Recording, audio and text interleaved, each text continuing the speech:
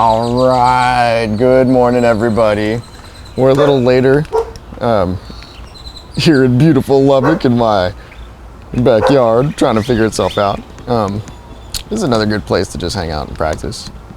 We get all the tweets and whatnot. But yeah, we're gonna be working on, I don't know, maybe we're gonna be working on the minor pentatonic scale today. This one is a 5-note penta, right? Remember, we want to move our fingers like this. You know, make sure they're nice and relaxed. Try to really stay away from curling if you can help it. It's not like it's illegal to curl. Sometimes you have to arch, you know, that's okay. But we like to bring our fingerprints together. You don't want to put your nail into your fingerprint as much as you want to just go with what's natural, right? I'm not saying any of this isn't natural, but like it certainly feels easier and more fluid, right? And that matters when you're speaking in expressions and you need fluidity, right? Sometimes. All right, so we got this this shape. Make sure this whole thing's loud enough or bright enough. Yeah, we got the homie Sadie and Pants chilling over here. We'll practice with them. I like practicing with them, they're cool. They're chill when there's no squirrels around, I will say that. Well, yeah, good old backyard shenanigans, let's see. So, again, we're just gonna go for the octave. We're really not gonna use this high string. We'll start slow with just the index finger. We're gonna start on G. Remember, this is the first dot. I like to introduce my fingerprint, so that might matter. You know, depending on what you got planned for the future here, you might set your thumb up differently. But if you're one of these people that looks like this when you're playing, that's okay too. Just still think this, and it's almost the same thing, you know, but that's a good exercise too, right? All these things, if you want to develop it, feel like you're doing it, you know, you want to introduce your neurons to the memory of this, the muscle memory. And what's great is we've spent our whole lives doing this. You know, if you're one of these people that had an accident or something later in life and, you know, you remember all your memories have full functionality, right? It's like we're trying to build that back up, right? So you want to think this is your hand, and you really want to think that you're the one hanging out here with Sadie and Pants, you know? And yeah, you're just hanging out, chilling, practicing bass in my backyard because it's cool for now. Don't cause no problems. Okay. Well, yeah, we're just going to be bringing our index finger onto G to start. This is our root for the day, so we're calling this 1. Now we're going minor, so instead of major would have us go like here. Right, that's major pentatonic. Today we're doing this one. And there's a couple ways you can do this. Because bass specifically is so big, you could almost do this whole one with just your 2 outside fingers. Because it just fits so nice. It's already there. You know, it's on the sweet side of the fret, not the back side, right? Let's tilt that a little more, yeah. Right, so anyway, let's start that again.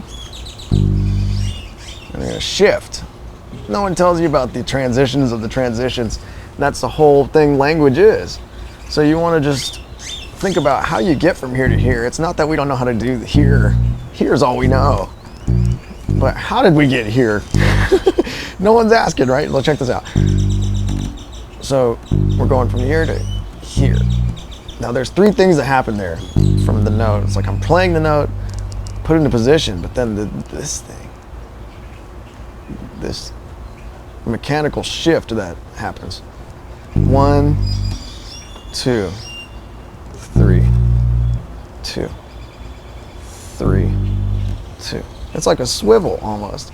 I like to think about the wheel of a tire.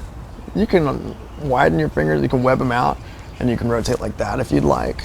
Kind of more of a elbow type of leverage, right? Kind of swiveling around. And then just this is a harder stretch, but I'm not stretching, right? It's okay to stretch, but like, I like to think about agility and how we walk. You can still see those 3 moments. 1, 2, 3. The shift is that thumb thing happening. We just broke it into 3 notes. Or 2 notes with the ghost moment. 1, 2, 3, 2, 1, 2, 3. And we don't want to go dot to dot. We want to go 3rd fret to past the dot. I call this shape the boot. It's really easy to remember if you think of it like that, because you got this toe out here, then the rest of it's on the dots. But we're not using this high string today, so you can if you want though, it's right there. But that's this whole scale. The reason we don't go higher is because it ends here. So if you were to do it, it's not like it's wrong. It's just a little hard to remember. I'm trying to do this without looking at the neck, but I'm looking at it from here, this angle here, and it's pretty crazy looking. Anyway, yeah, can you see it? Think boot, toe, and then there's the leg.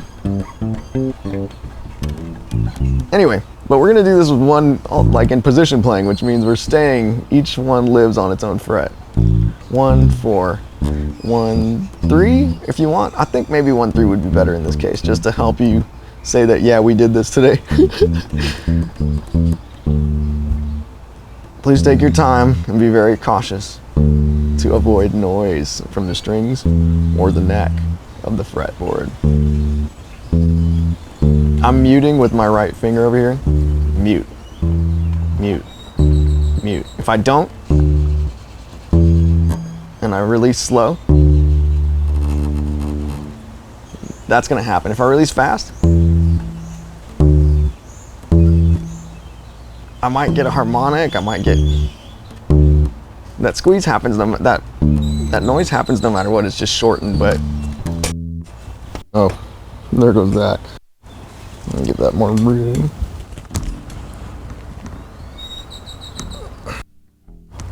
Try not to hold cables like that, by the way. That's not good for them. Sometimes we just don't have options because we don't do this a lot. So we just, you know, we be dropping our stuff. I'll put this somewhere more or less droppable.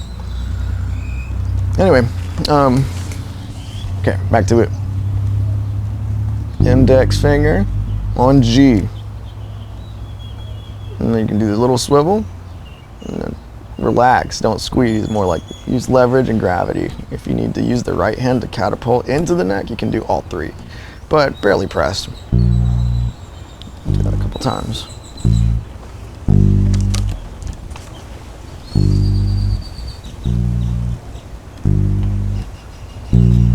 Try not to press, more like a lean into it. That's the extreme version, I guess. The kind of the radial aspect there. But really, if you're going fast, there's just less motion that has to happen. And also, I got a noisy bass because I put gigantic wired or flat wound strings on here, so that, you know, this is my training bass. So it's okay if it makes noise. It's just really try not to. But if you ever have to borrow this bass from me or something, that's, I mean, look at that 12th fret space right there. That's a big gap. It's really hard for me to not be noisy when I'm up here. You know, but it's just to get a louder high string when I'm playing solos.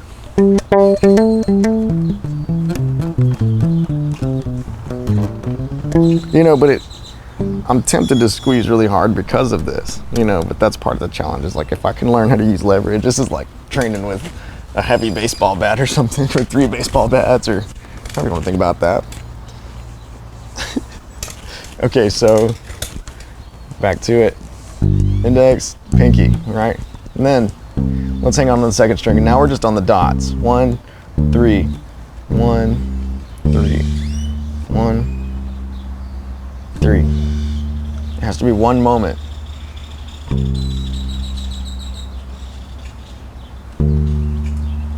And really try not to squeeze, right? If you can feel your hand, relax. Just feel it relax. And we're just gonna take this one and do some string crossing between the second and last string here, the second and third string. Really, in bass terminology, they call the high string the first string, first, second, third, fourth. So I'm gonna start talking like that. So we're gonna start with the, we're starting on the fourth string with that 1 to 4 finger pattern.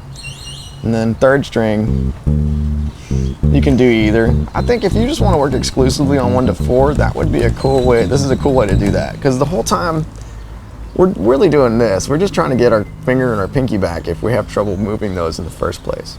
But if you're a practicing musician, then just doesn't really change the fact that beginner is beginner, zero is zero. And if you treat this detailed, you know, sorry, that's the other scale. But yeah, you can, I love this 1 to 4 thing, you know. So this takes the 2 scales that we've gone through so far. So major pentatonic sounds kind of happy in its own way.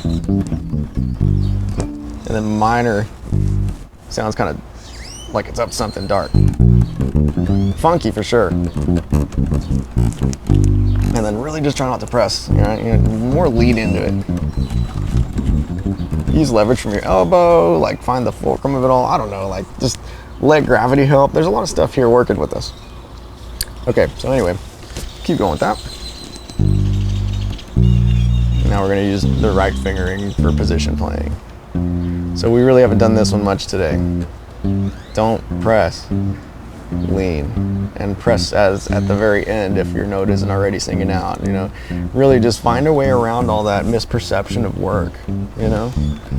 Music is so easily overthought, just like any language, you know, that you don't know. And as you learn it, you realize there's, you know, a lot of easier ways that people have compartmentalized these things, and, you know, it's hard to have access to know exactly what we're doing. Sorry.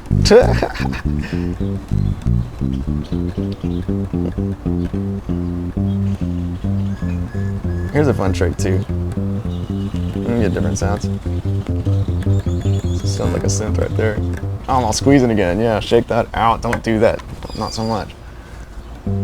This is just as good for me as it is y'all, you know.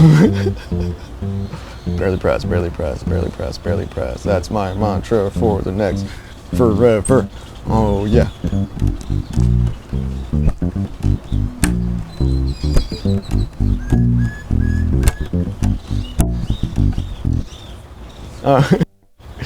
So that's the minor pentatonic scale. 1, 3, 5, 7, root.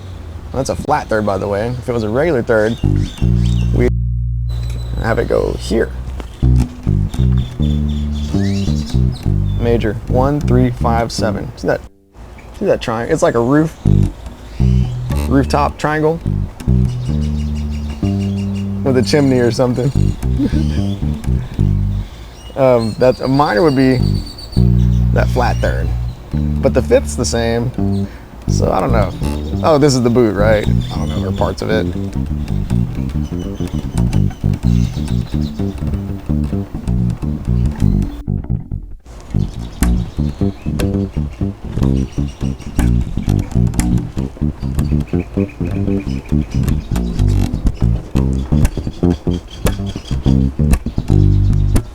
All right, cool. Once again, much love, much courage. Keep going. And even if you aren't having the progress you'd like to expect right now, you have to just learn to forgive yourself for expectations that are, you know, based on something that isn't even real yet. You know, anxiety is really related to the future and our perception of where it comes, even though we never really see it come. It's always a now, right? So we just get to relax mostly. And in the future, you will relax more. You will relax again. It's inevitable, right? But you can summon this stuff. It's great. So I guess just try to understand that this stuff is a process, right? Every day, and every day you're closer than ever. You just keep on relaxing. Get better at relaxing is really what this should all be called. But we're also trying to wake up some nerves that are sleepy or need some extra help using the neuropaths of muscle memory, of visual muscle memory, of muscular muscle memory. Like, you know, all these patterns, after a while, you don't think anymore.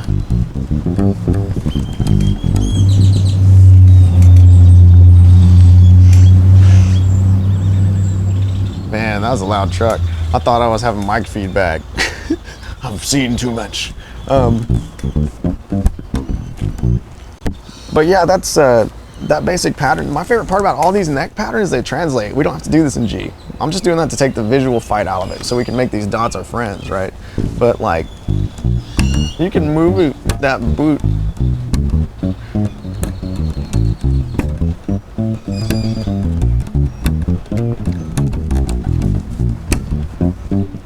Pretty sweet, huh? But yeah, so that's the minor pentatonic scale. It's like one of the funkiest scales of all time for cheap, you know? And, you know, to put these ideas in your mind's eye and start having dreams about them, to think about it, to visualize it, to bring your other senses into the mix, the smells, the air pressure, the temperature of the wind, the sunshine, the warmth of it, the sound of these birds and the virtual space panning of them, you know, it's like this, the more you can create the picture, the more our primitive computer mind doesn't know the difference, just like when we're sleeping. And there's something, I believe there's something there, you know, and that's kind of what's dragging this whole thing, is like, deep down, I feel like this is doing a lot of good. And if you believe it as well, it will do a lot of good. It'll make you feel better. It'll feel like you've been up to something. There's nothing better than a sense of accomplishment. And you know, worst case scenario, you've got this idea in your head melodically. So even if there is no bass, can you still sing it?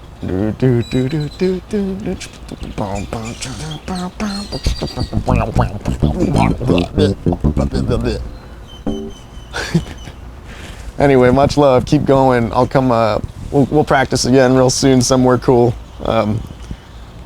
Because wherever you're at is where it's cool. Am I right? Amen. Peace, y'all.